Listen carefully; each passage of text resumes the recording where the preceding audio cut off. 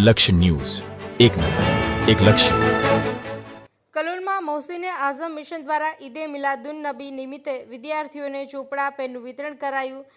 3/9/2025ના મોહસીને Azam mission Kalol branch દ્વારા Anjuman school ખાતે ઈદે મિલાદુન નબીના પાવન અવસરે અનોખી સેવાકીય પ્રવૃત્તિ હાથ ધરવામાં આવી હતી.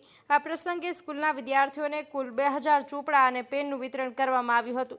મિશનના ફાઉન્ડર સૈયદ હસન અસ્કરી અશરફી અલ જિલાનીના ફરમાન મુજબ આ વર્ષે ઈદે મિલાદ નિમિત્તે 1500 વિદ્યાર્થીઓને શૈક્ષણિક સામગ્રી વિતરણ કરવાનો સંકલ્પ લેવામાં આવ્યો હતો.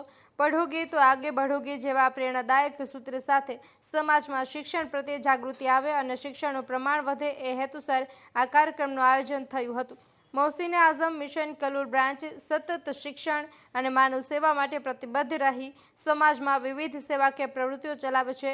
મિશન દ્વારા અશરફી ટિફિન સર્વિસ મારફતે હિન્દુ અને મુસ્લિમ બંને સમાજના લોકોને દરરોજ 365 દિવસ મફત ભોજન પૂરું પાડવામાં આવે છે. તદુપરાંત ગરીબો માટે હોસ્પિટલ સારવાર તથા દવાઓની વ્યવસ્થા કરવામાં આવે છે. સંસ્થા દ્વારા જાત ધર્મની ભેદભાવ રાખ્યા વગર સેવા કાર્ય કરવામાં આવે છે, જેના કારણે જ સમાજના દરેક વર્ગમાં મિશનને અનોખી ઓળખ મળી છે.